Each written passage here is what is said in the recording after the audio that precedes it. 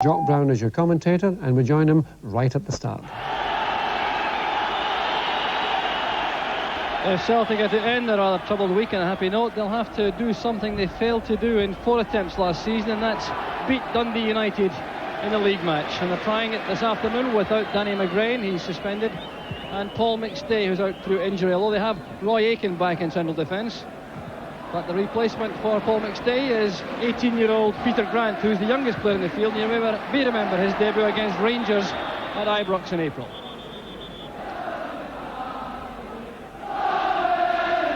Dundee United's principal problem at the moment relates to the transfer request from top scorer Davy Dodds, who's been left out of the squad. At close season signings, Billy Thompson from St Mirren and Stuart Beattie from St Johnstone play. And among no fewer than 7 internationalists in this United lineup is Paul Sturrock, who is very determined to resume a splendid career after a season last year savaged by injury for much of the time. So David Hay in the Celtic dugout.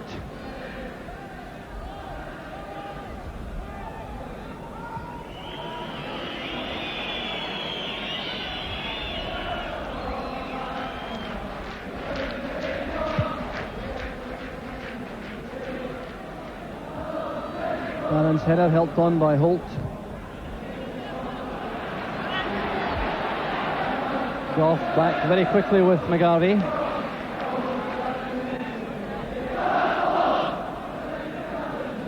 It's a very interesting defensive formation this from United. These 3 central defenders, Goff, Hegarty and Neri, interchanging between marking and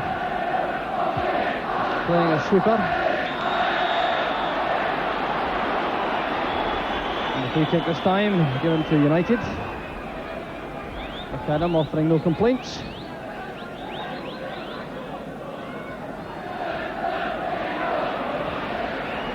This is for Sturrock. Now Milne. Kirkwood towards Beattie. The opening goal for Dundee United. Stuart Beattie makes it 1-0. A beautifully contrived goal from Dundee United. Stuart Beattie's first for his new club. Set up by Sturrock initially to Milne. He took the pass back, played it inside. Kirkwood's layoff found Beattie, and with the defence closing in, he squeezed it under Pat Bonner for the opening goal.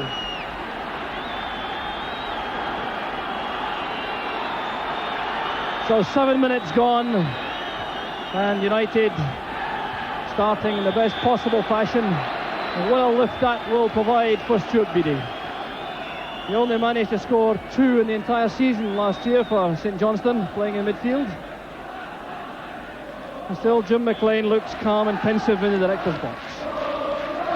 McGarvey and McLean up front through the middle with Cahoon wide on the right. There's McLeod.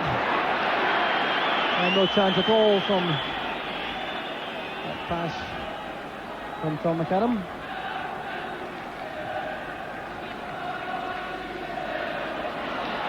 McLeod and Holt together. Face knock for Cahoon and the challenge with Goff. But actually waiting play on. Cahoon still on the deck, and Malpass breaking for United. Cahoon is back on his feet.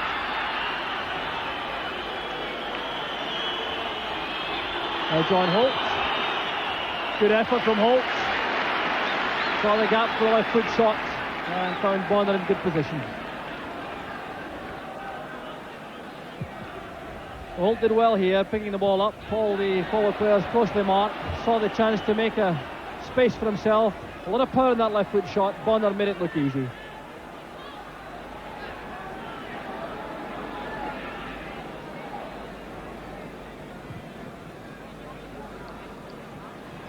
Head flick from McClare. Hegarty gets the ball away. Aitken returning it quickly with a fine pass to McLeod. A low one this time.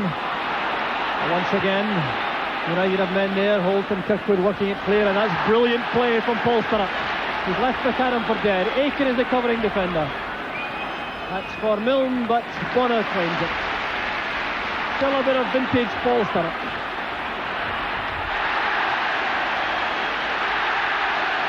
Very tough tackling, and Peter Grant penalised for showing the studs to John Holt, and the descent will earn him a booking.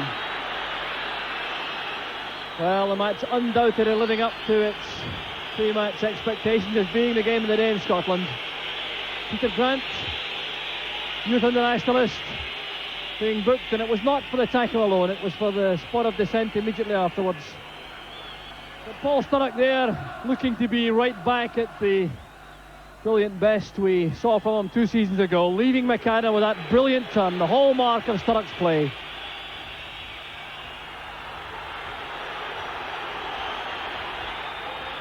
Well, referee Douglas Downey is regrettably not finished with his paperwork because Frank McGarvey has clearly been saying too much also. Well, this really is sheer folly on the part of these players, because the guidelines in the close season, the SFA were very clear to referees. All dissent had to be stamped out very early indeed. And that's something the players should surely have appreciated. So referee Douglas Downey is certainly not the most popular man inside Celtic Park at the moment in the eyes of the Celtic players and supporters.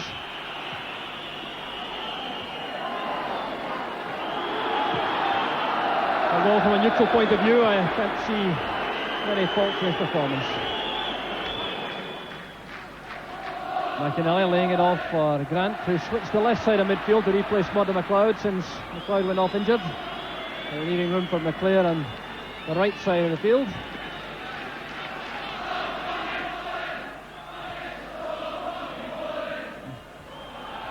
Sturrock for Milne. Kirkwood racing into the box. There he is, and Bonner got the touch. Another tremendous sweeping move from Dundee United. They break from midfield position so quickly.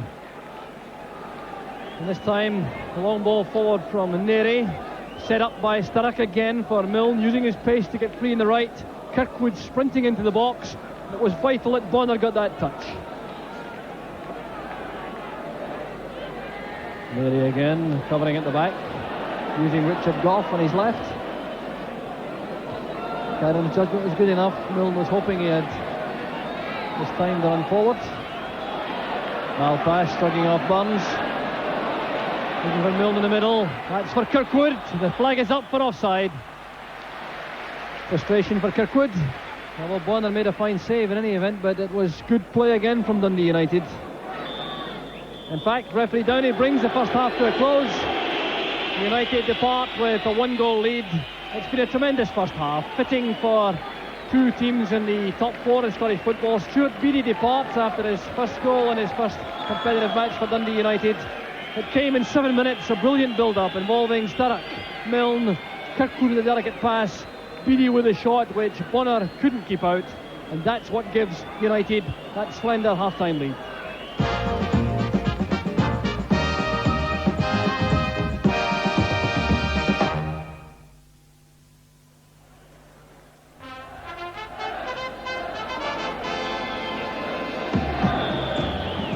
United got the second half underway after the first 45 minutes, when they certainly impressed mightily as potential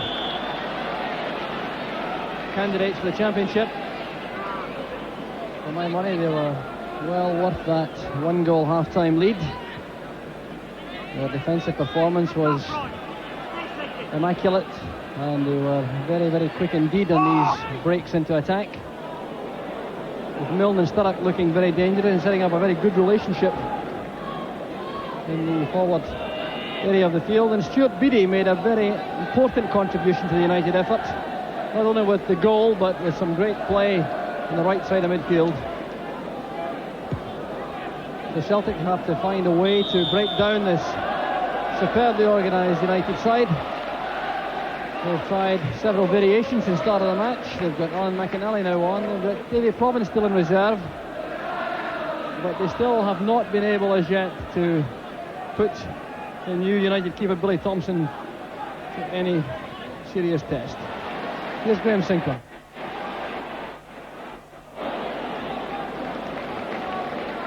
They throw to Celtic. They played with lots of urgency in that first half. They hustled and worked and pushed forward all the time, but they couldn't make clear-cut opportunities. And Roy Aitken forced a long pass back. Good challenge by Hegarty on McInally. Hegarty once again the master in the air.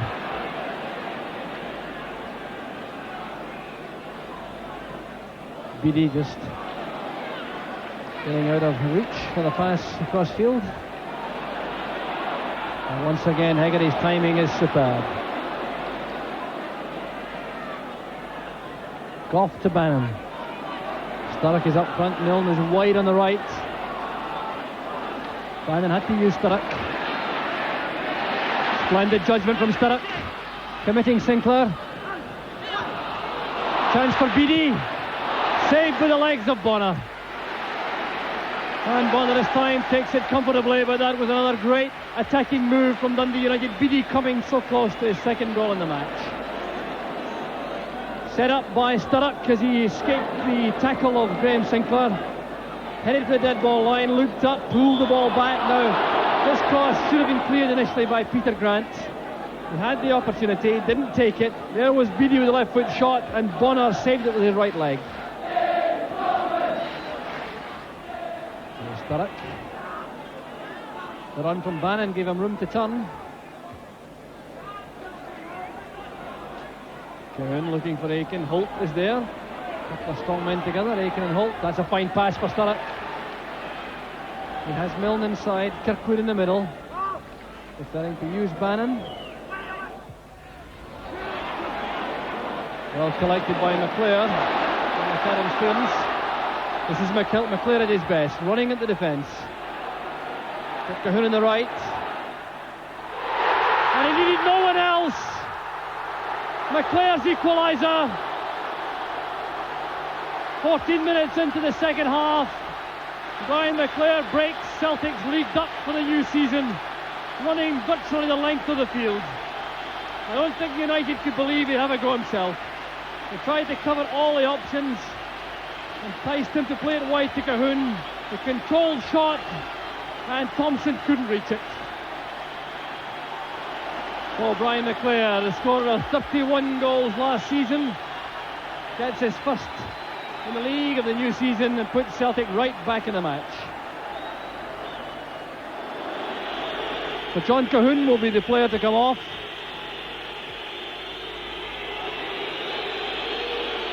The Celtic supporters, while they welcome Davy Provan, are not happy to see the back of John Cahoon. He certainly was a thorn in the flesh of the United defence. So there's the welcome for Provan. So a fresh pair of legs to the Celtic right flank.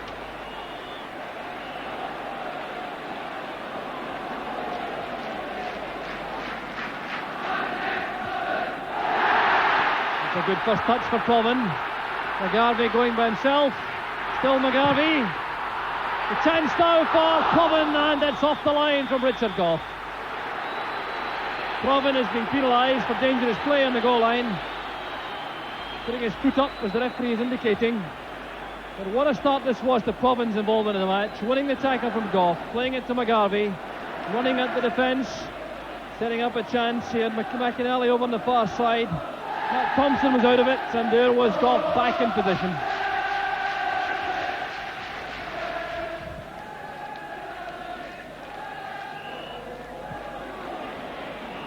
Aiken's header, Milne fastens onto it to get Bannon on the left. Good effort from Milne. Bonner had the angle narrowed.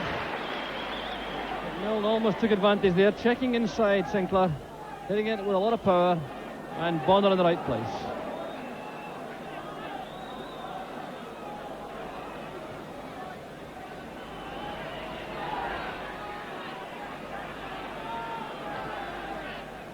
Sturrock again. Always a target up front for United. Now passes Beattie again in space. Kirkwood takes over. Now Milne. Sidesteps his man. Sturrock coming for the ball. And the Celtic man goes down. It looks like Graham Sinclair, who's on the deck. Bannon towards Sturrock. Saved by Bonner, and it was the injured player who placed Sturrock onside. Goff coming in, and still play goes on. Milne has possession. Sinclair still on the ground. Finds its way to Beattie. And at long last, the referee stops play to allow a treatment for Graham Sinclair. Well, it looks to be a head knock across from Milne. Sturrock went for it, so did Bonner and Sinclair. And you'll see here what happened to Graham Sinclair. Milne sidestepping his man beautifully, flighting the ball in. Sturrock made a run towards the near post. Bonner came for it, and there's Sinclair taking the head knock. Well, he's been a stalwart in defence, Graham Sinclair. It looks as though he's going to be fit to continue. John Clark, the United substitute, young striker. Sinclair recovers. Here is McClare. Aiken brought down by Beattie, and Beattie will be in trouble. Well, certainly a player who goes about his business with total commitment, Stuart Beattie. So Roy Aiken on the receiving end, and Beattie earning a yellow card. Billy Thompson not happy with the positioning, clearly. Provan and Burns over the ball. Will Provan try to bend one? He's done so on many occasions in the past with lots of success. Here's Provan. And a wonderful save from Billy Thompson. Well, that was a moment to savour in what has already been a great match. Provan's fast, swerving free kick towards the top corner. Thompson at full stretch, touching the ball over the top.